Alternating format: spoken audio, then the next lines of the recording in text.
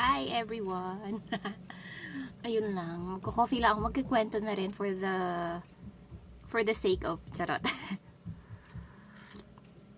Alam nyo ba, bala ko na mag-diet. Tapos yung coffee ko, black coffee. Alam nyo yung naka-stick, tapos ititimpla na lang. Tapos yung sugar ko, bili ako ng yung mga natural sweetener or yung basta artificial na pang yung pero parang ang hirap, hindi ko kaya kasi mahilig ako sa coffee na masarap.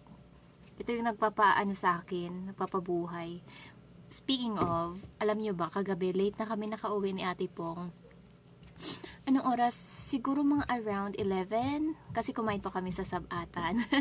Nag-dinner date pa kami na Ate Pong kasi syempre parehas kami mag-isa. Pag umuwi na siya sa bahay nila, pag umuwi na ako, mag-isa na lang kami. So, nag-dinner na kami.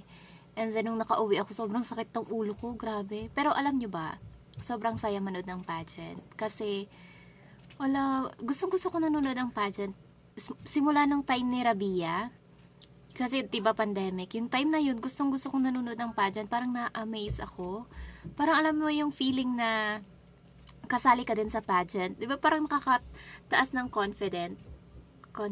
Ay, hindi ko nagiging confident ka. Tapos parang feeling mo ikaw yung nandun. Wala lang, parang feeling mo na gustong-gusto mong sumali. Pero syempre hindi ako sasali. Ayoko, hindi kaya. Parang ang saya-saya lang, tapos ang ganda-ganda nila.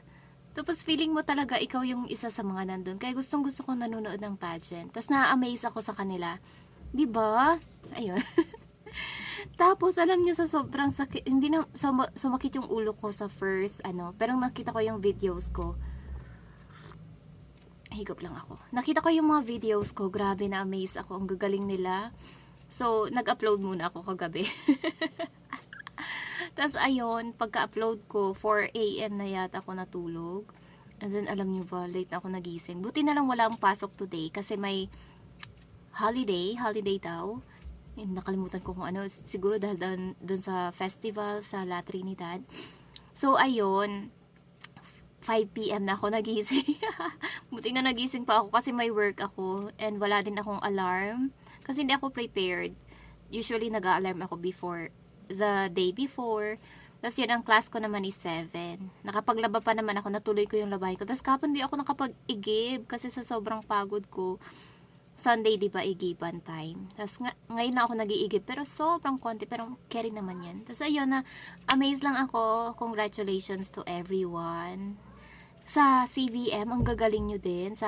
Kay Kim, kay Francois pala yung pagbigkas. And sa mga nanalo, lahat sila magagaling actually. And ayan, na-amaze lang ako. Alam nyo ba, before, siguro way back sa elementary ko, yung sa Girl Scout, may pa-pageant nun. Ang alam ko noon, nakasama ako.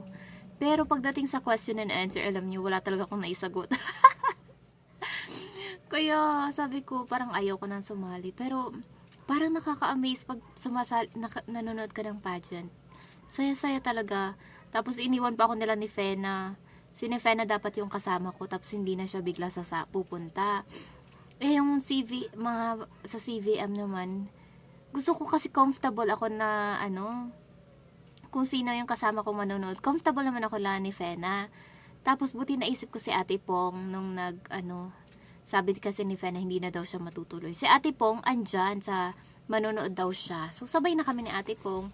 Tapos, picture after. Si Ate Pong, nahihiya na yata yun kasi ang hilig ko makipag-picture. Feeling close. Tapos nakikipag-holding hands pa ako. Last favorite ko din yung MC. Ang galing niya. Kamukha niya si Rochelle. And syempre, ang galing din nila. Both of them. Yun. Ayun din pala, pagiging MC. Minsan ini-imagine ko din yung sarili ko. Wow, gusto ko din maging MC. Ganon. Pero syempre, di ko kaya. Hanggang lang ako, daydreaming lang ako. Ganon. So, ayun guys. Naka-break lang pala ako ngayon. Tapos, mag-coffee na rin kayo kasi 5 minutes na. Sinayang ko lang yung oras nyo. Bye-bye!